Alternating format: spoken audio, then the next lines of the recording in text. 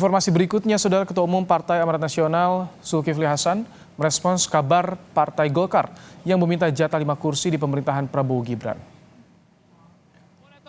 Menanggapi Golkar yang minta jatah 5 kursi, Zulhas minta hal itu ditanyakan ke Ketua Umum Golkar Erlangga Hartarto.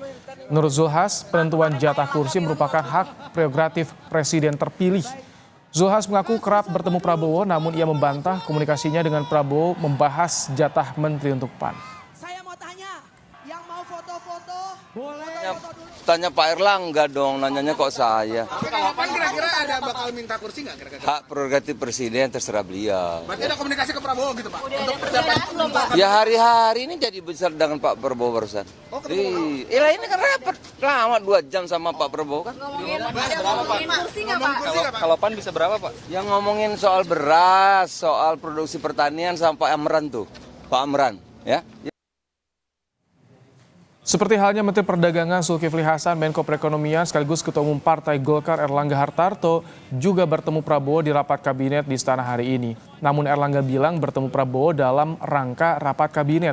Ditanya soal jatah 5 kursi yang ia minta pada Prabowo, Erlangga bilang ia tidak tahu jatah menteri untuk parpol pendukung Prabowo Gibran lainnya.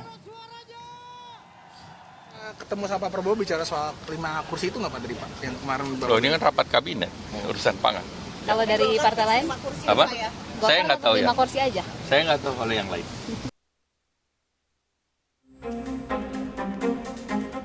Meski Presiden dan Wakil Presiden terpilih baru akan resmi menjabat 7 bulan lagi, Ketua Umum Partai Golkar Erlangga Hartarto meminta jatah minimal 5 kursi menteri kepada Prabowo Gibran. Erlangga berhitung jatah Golkar minimal 5 kursi atas dasar kontribusi Golkar di Pilpres 2024.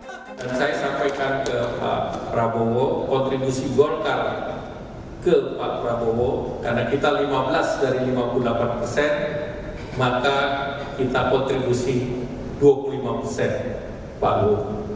Jadi kalau 25%, kalau bagi-bagi ya banyak-banyak sedikit boleh lah. Kalau yang kita sebut 5 itu minimalis. Tapi kalau dihitung proporsinya 25%, room masih banyak. Calon Wakil Presiden Gibran Rakabuming Raka menyebut belum ada pembicaraan mengenai pembentukan kabinet Prabowo Gibran. Gibran memastikan soal calon dan jatah menteri akan ia bicarakan dengan Prabowo. Untuk masalah menteri dan lain-lainnya nanti bisa dibicarakan lagi, didiskusikan lagi dengan Pak Prabowo ya. Beliau selaku calon presiden. Nanti akan juga ikut menyusun kabinet. Belum ada pembicaraan itu.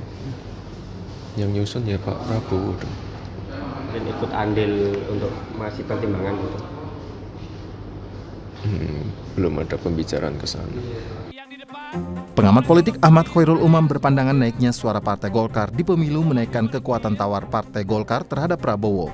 Golkar diperlukan untuk menjaga kestabilan politik di eksekutif maupun parlemen.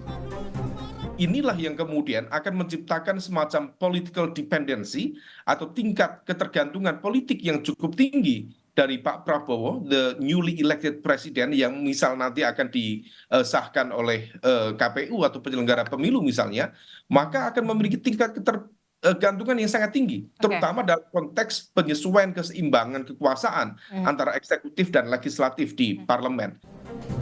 Dari hasil rekapitulasi KPU sementara, Partai Golkar berada di posisi kedua setelah PDI Perjuangan. Diprediksi Partai Golkar mendapatkan 102 kursi di parlemen, naik pesat dari 85 kursi pada pemilu 2019. Tim Liputan, Kompas TV.